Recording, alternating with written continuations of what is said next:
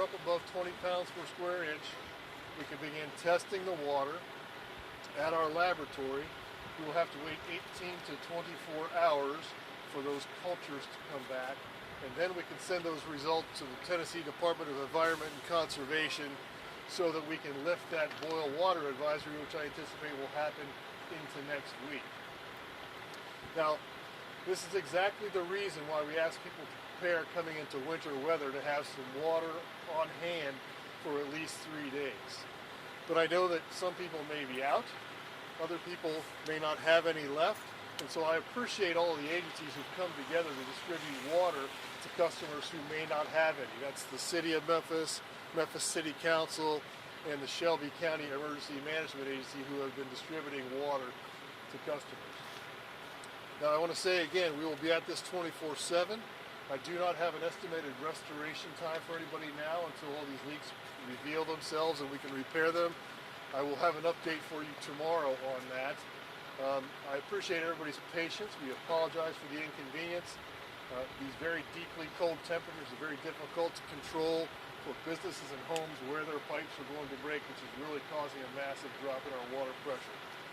So with that, I will stop and take any questions. How many customers do you estimate are without water?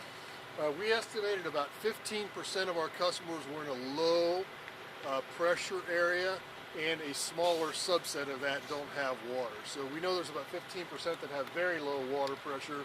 I don't have an exact count on no water, but we do have several thousand calls for no water. So out of 255,000 customers, doing the math on that, is just a couple of percent that don't have water.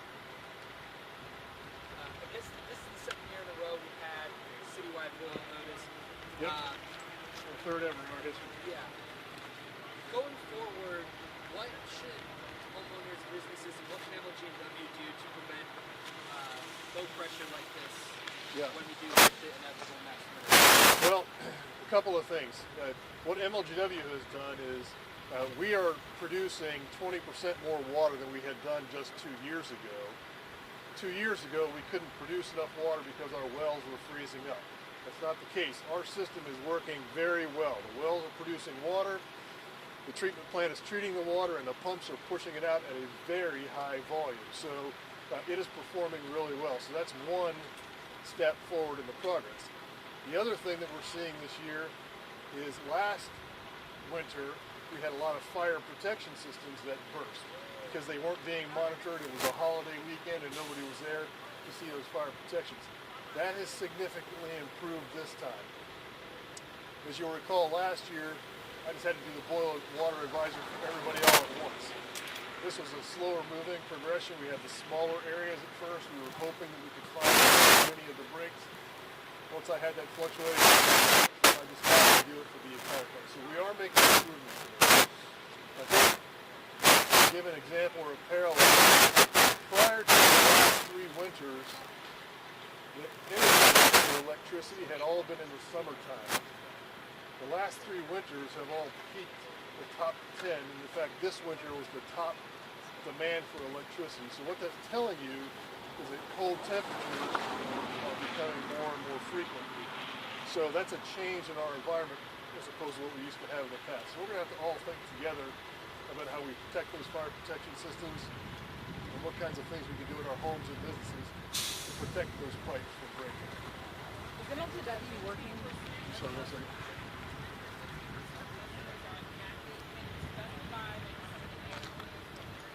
Well, what I said 15% of the customers we know had low pressure.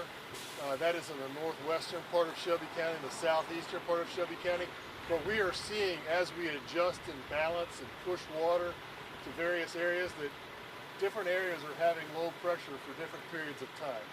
So I said about 15% of the customers originally had low pressure.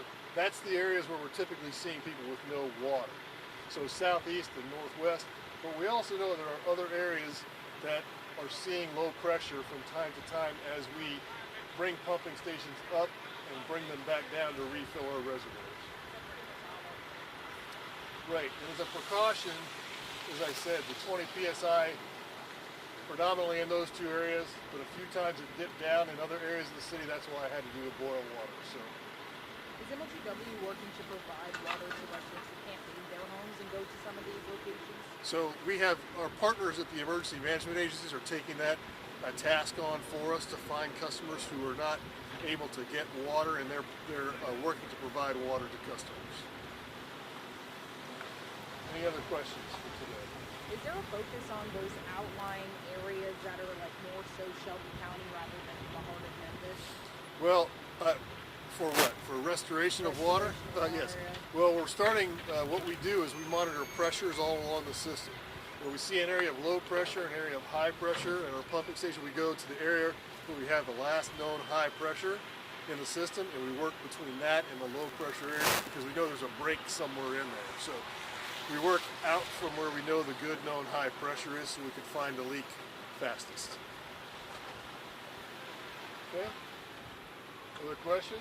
And do you know how many gallons of water they're allotting to each individual person? I know it takes quite a bit of gallons to For the water distribution, I think the water distribution is focused on drinking water for individuals.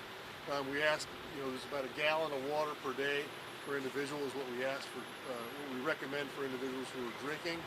When we made the recommendation going into the storm, that's why we asked folks to put some water in a tub or in a large container for flushing in case you got into a no water situation. Each flush of the commode's about 1.6 gallons. Housekeeping thing that I probably Yes, should get housekeeping, yeah. How many breaks are there right now that you guys are working on, and how many have you guys fixed so far? 36 we have fixed so far. This is number 37. There's several other crews out actively working breaks right now. I think there's 4 or 5 active breaks we're working right now, in addition to those 100 crews out looking for other breaks. I will tell you that we found over at the Hickory Ridge Mall, just earlier today, water pouring out the doors. What that means is either domestic water or the fire protection system had burst and there was nobody there. So we finally got in contact with the owners and were able to secure that water, but that's a heck of a lot of water with a huge facility. We saw in North Memphis a building that was vacant and abandoned, but the water was still on. It was pouring out of the roof on all 4 sides of the building. Again, that was their fire protection system. That's a lot of water. So the urge that I have, the urgency is for people who own commercial properties. If you are not actively monitoring that property, I ask that you please check, because the water can be running for hours and nobody will know. I know that a lot of this came from these temperatures and the weather, obviously. Yes. But was there a way to prevent this whole way moving forward that it could put something into practice? There is not much we can do for homes and businesses. The building code has some monitoring requirements now for fire protection systems that new buildings have. We have looked at technologies that could help businesses that have unmonitored fire protection systems to see if there's a best practice there. For homes, the new building codes have a different kind of piping that is more resistant to cracking. And for MLGW, the investments we're making in our water production, water production, treatment, and pumping operations, in the streets it's very difficult to make any change. The only remedy is to really dig up the lines and bury them deeper. With 3,900 miles of water distribution lines, that is a large and expensive proposition, so you can bet we're going to be focusing on this going forward. One more question. What about those new properties that are in those Shelby County areas? They're less than 20 years old. Some are brand new buildings that don't have water right now. Were they not properly infrastructured? No, that is likely. There is a break in the line somewhere between where we are pumping the water and where they are receiving the water. So somewhere in the line there is a break, and the water can't get past that break to get to them.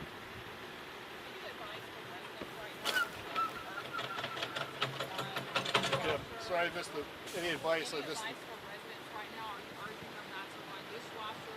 So we have the boil water advisory in place for consumption. You don't have to worry about that for showering or laundry or any of that. We also have the conservation order in place. So what that means is, delay running the dishwasher till it's completely full. Delay running, small loads of laundry if you can. Tomorrow, when the weather warms up, if everybody can stop dripping faucets when the weather is above freezing tomorrow, and although it doesn't feel like it now, tomorrow it will be warmer, and Monday it will be warmer, so that can contribute 5 or 10 million gallons of water if we all stop dripping tomorrow when the weather is warmer. Okay? All right, thank you. Thanks, everybody. I appreciate you coming out. You want to get a shot of this? It's so cold, it's like something better. Yeah.